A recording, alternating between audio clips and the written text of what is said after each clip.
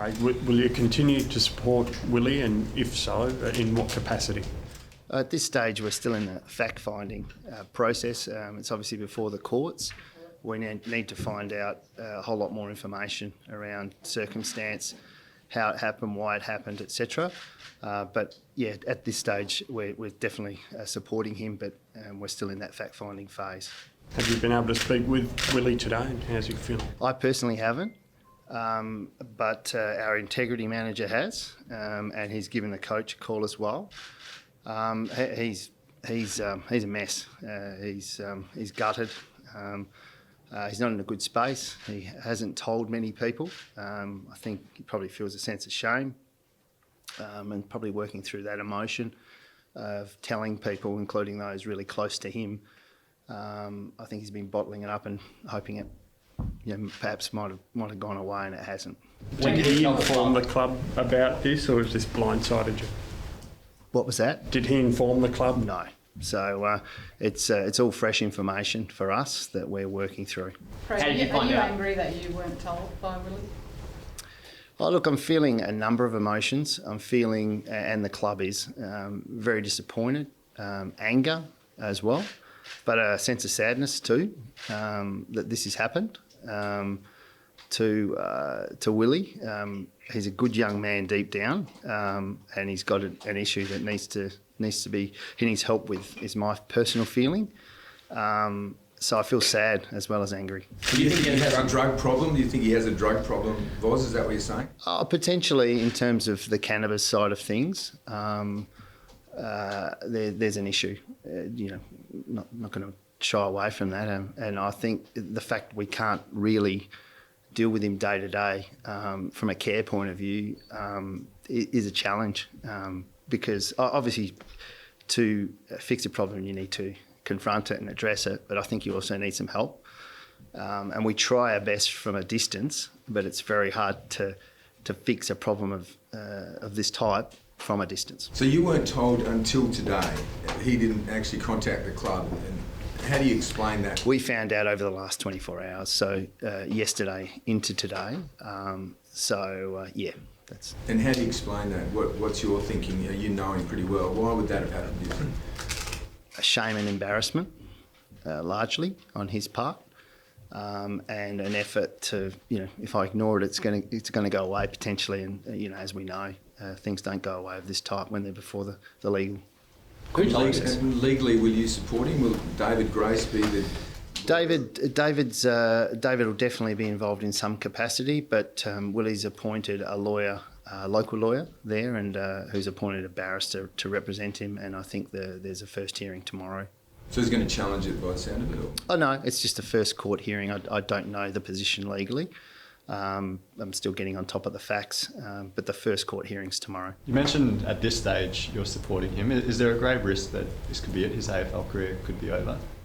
There's a risk of that. It's a balancing act, as I said, between the feeling of extreme disappointment and anger versus a sadness. So we've got to make a balanced decision after getting all of the information, letting the court process take its course, finding out where that lands, and then consulting with the key stakeholders, being the AFL, Sports Integrity Australia, the Players Association, and critically for us, our board and our player group. And how long does this problem with Willie stretch back? Because obviously he has tested positive before, and he had those 2 urine samples as well. Yeah. How long does it stretch back? From 2019, as far as we're aware, but look, there's a bigger issue at play in terms of the Tiwi Islands and potential problems with this sort of stuff.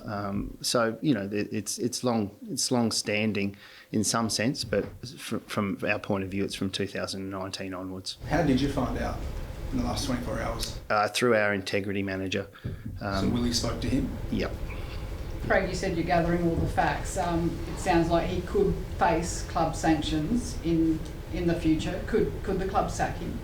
Oh, it's definitely in that category, but we need to deal with the facts and the outcome from a legal process point of view. So, as I said earlier, we need to find out where that lands and exactly what's involved, and what the court determines before we make a decision. But could there be any extenuating circumstances? Is there anything that's been alluded to, like the pressure, the mental pressure, whatever? I'm not aware of any of the precise detail. Potentially, but I just can't say yes or no to that.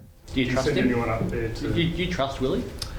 Oh, look, when this happens, it really questions the degree to which you can trust him. He's made some really poor and disappointing decisions through 2019, and this obviously, you know, let the court process take its course. But on the face of it, it's another poor decision, and that does test trust personally and as a club. From the outside looking in, it can easily be extrapolated as he was taking marijuana, wanted to avoid a drug test, and that's why he substituted the urine. A couple of months ago when it all happened, you said, as a club, we haven't asked Willie what happened. Have you yet? And do you believe that he was trying to mask the fact that he had the marijuana when he substituted the urine? Back in time, Yes. I haven't had that discussion with him. On the face of it, that could be one of the things that he was trying to do, for sure. And it's certainly why he faced the Sports Integrity Australia and was sanctioned. So, look, on that side of things, he was suspended for 2 years. It's a long time. And putting this to one side, I felt that was a penalty that was a serious penalty for the action. That was a serious action. How much are you allowed to have to do with him at the moment now that he's been actually banned? What's the contact? Are you allowed to pay him? Are you allowed to have anyone with him? We can continue to financially assist him. We can't have any direct contact with him from a training or performance perspective. We can talk to him, obviously, but we can't have him at the football club. We can't assist in obtaining employment for him that's connected to the football club. So that makes it a bit difficult. So you're paying him still from a financial point of view. So He's on our list. He's not working up there then, so he doesn't have a job. Is that No, he's been working, but not for the football club. So what's he doing to keep himself busy during the day then? He's got this issue going on with marijuana. What's he doing to keep himself busy? He's been working previously, yeah. All sorts of labour type duties that he's been responsible for, the details of which I can't provide to you, but he's been working. But again, not for the football club. Simo mentioned the other day that he's going to be moving back to Perth in a couple of weeks. Is that still the case? That was the plan prior to COVID, to get him back before the June 20 date, to start acclimatising, getting back some, although not directly with us, some connection back to the club, the player group, Perth.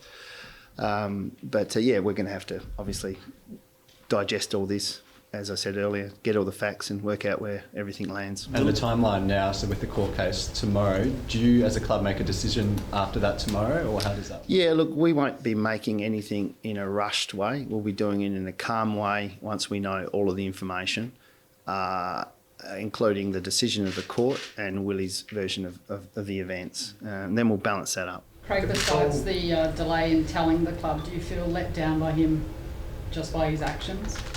Yeah, look, I do, and we do. But again, we need to find out all of the facts. As the charge itself and the events that lead to that charge and those allegations are disappointing, really disappointing. The AFL, have you... As a group, have you spoken to all of the players? Yeah, we have now, yeah. We've spoken to Trevor's addressed the player group and our staff this morning. How would you categorise their response and how they feel? Oh, look, we haven't got feedback, but just looking at faces, it's probably varies from shock, like wow, to anger, probably.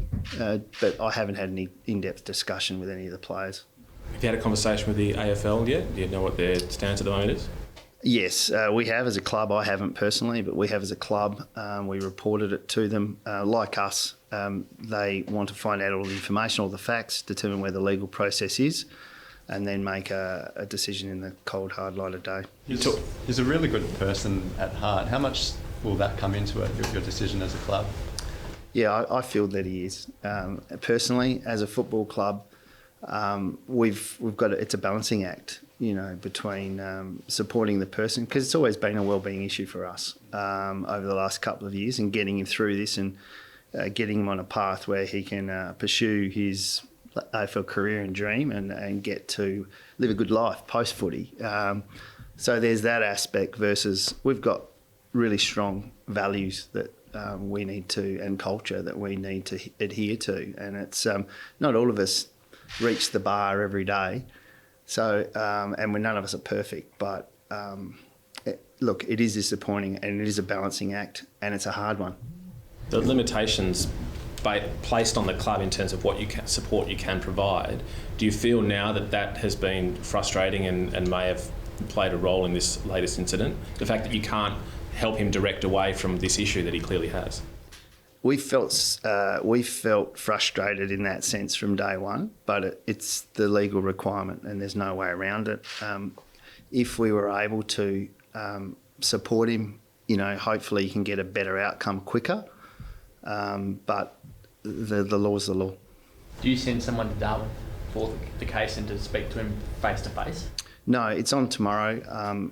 We've made sure he's got proper legal representation. He's got a very good solicitor engaged and a barrister engaged as well. So they'll handle that process. David Grace will sit in the background, and at this stage, that's the way it'll play out. So your integrity manager won't fly up and just support him outside of the actual legal process? Not for this one at the moment. We've obviously got 41 other players and a football itinerary to make sure that we're looking after as well.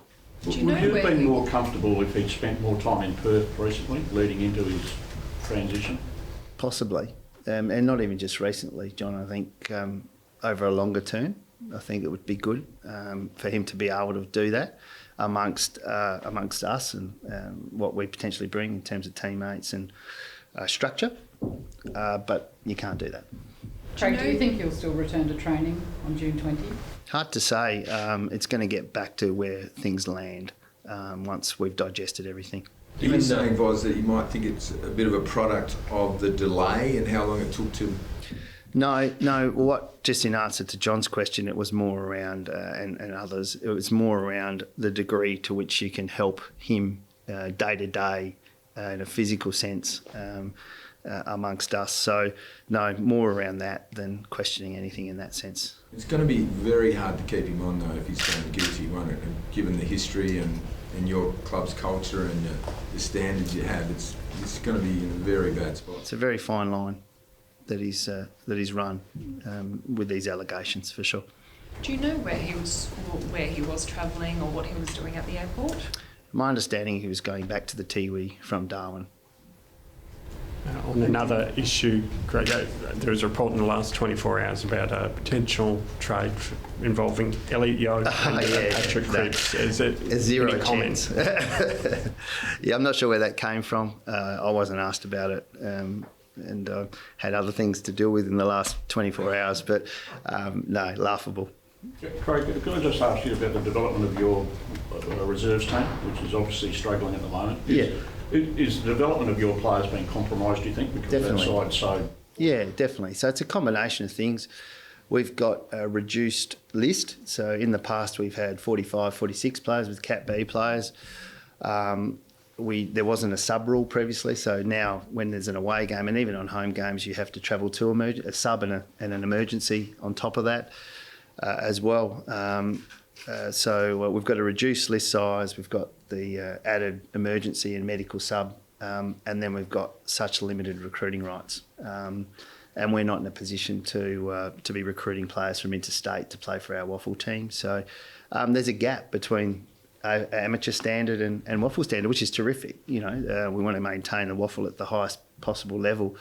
But when you've got 5 or 6 of our 19, 20-year-olds playing with a group of amateurs, 2 from Swan Districts on the weekend or on loan and 1 first game from Wembley Downs, and I think we had 2 or 3 playing their second, maybe 3 or 4 our second waffle game from amateurs. Very hard to compete.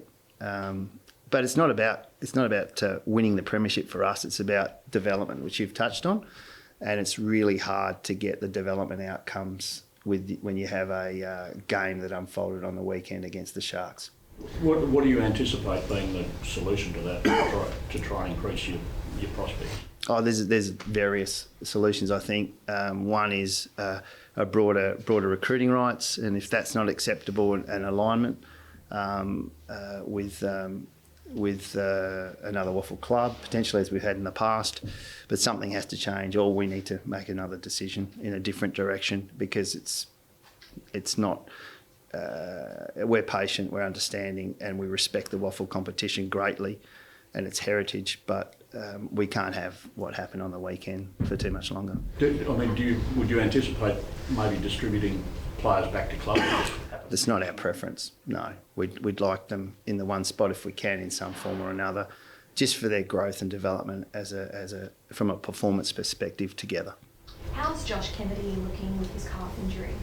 I haven't seen the results of the scans, but I'm quietly confident it's okay.